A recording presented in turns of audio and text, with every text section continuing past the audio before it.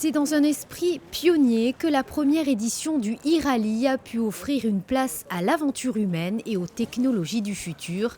Une trentaine de concurrents s'étaient engagés avec un véhicule 100% non polluant, sans émissions de CO2 comme par exemple l'électrique, l'hydrogène, le solaire, l'air comprimé et bien d'autres. C'est pas tout à fait une nouvelle épreuve, mais c'est vrai que c'est une nouvelle formule parce qu'on avait jusqu'à présent dérivé sur les hybrides, qui étaient les voitures que l'on espérait voir rouler dans tous les rallyes et même dans le rallye championnat du monde. Depuis, l'hybridation a atteint toutes les voitures du commerce et on a trouvé que c'était maintenant arrivé à un point tel que c'était moins intéressant.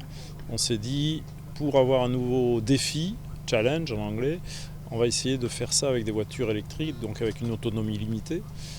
Et pour corser le tout, on s'est dit qu'avec des voitures à hydrogène, que l'on commence à trouver sur le marché, ça serait encore plus sympathique. Après les vérifications administratives et techniques, le départ de la première étape a été donné depuis Fontainebleau. Et c'est à Alès, avec une météo incertaine, que les équipages se sont retrouvés pour effectuer 3 tours de circuit. La première journée d'épreuve s'est réellement déroulée ce vendredi. L'étape entre Alès et la Principauté s'est découpée entre plusieurs zones de régularité. Le samedi, les participants ont effectué la mythique boucle du Turini pour une arrivée dans la nuit. Très heureux d'avoir fait avec Georges, avec le maire. Je crois que c'était une bonne expérience pour nous deux, parce que pour moi c'était la première fois que j'étais à droite. Donc c'était intéressant parce que n'ayant été au volant plusieurs fois avec Marjorie à l'époque, on connaît à peu près les besoins du pilote. Moi j'ai adoré cette expérience parce que grâce à l'Automobile Club, on se retrouve entre deux mondes. Les pionniers du rallye, puisque là on était les pionniers quelque part à faire ce rallye avec une voiture à hydrogène, et le futur, puisque c'est peut-être la voiture du futur. Donc toujours un peu comme ça, un esprit des premiers rallyes, les pionniers qui arrivaient à Monaco par des conditions terribles. Et puis grâce à ça, ça a fait progresser. Voilà, je crois qu'on est encore un peu dans cet esprit-là, et tout ça c'est grâce à Monaco, à ce que fait Monaco, à l'Automobile Club en particulier. Contrairement à ce qu'on peut penser, j'ai beaucoup plus stressé que dans un rallye de vitesse. Parce qu'il y a tellement de paramètres à gérer, de consommation, de peur de ne pas y arriver.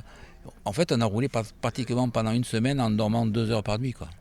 Et donc ça a été quand même très, très physique, quoi.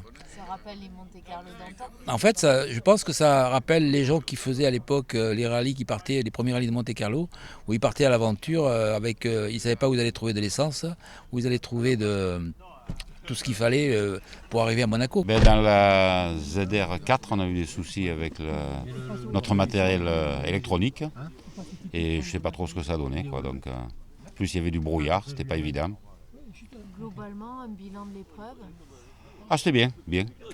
Stressant, hein. Stressant parce qu'en plus du stress de bien faire au niveau régularité, nous, on a le souci de la consommation électrique. Et en définitive, vraiment en autonomie pure, on a 100 km. Donc tous les 100 km, il faut qu'on ravitaille, alors c'est pas évident. Ça va, c'est bien passé. Il y avait un peu de brouillard. Et sinon, beaucoup de pierres, beaucoup de morceaux de bois. Et sinon, pas impeccable. Et un bilan de l'épreuve en général ? Beaucoup plus difficile aujourd'hui que par rapport à hier. Beaucoup plus difficile. Beaucoup plus de lacets, les routes beaucoup plus étroites. Plus intéressant, évidemment. Et c'est Arthur Prusac sur une Toyota Mirai qui remporte ce premier e-rallye Monte-Carlo. Une grande joie pour le moins inattendue, car durant toute l'épreuve, l'équipage n'a jamais obtenu la tête du rallye. Justement, on n'était pas en tête, on avait beaucoup réfléchi à ce qui s'est passé la journée d'hier, on a apporté quelques petites corrections qu'on croyait justes et il s'est trouvé qu'effectivement ça a bien marché. Donc on est doublement content parce que c'est le premier e-rallye et en plus on fait une sorte de première mondiale parce que c'est la première fois qu'une voiture est propulsée par l'hydrogène est engagée en compétition et elle gagne. Cette première édition du e-rallye a pu démontrer le potentiel des voitures non polluantes. L'avenir du sport automobile est encore à construire, toutefois leur efficacité au cours de cette épreuve semble extrêmement prometteuse pour ces prochaines années.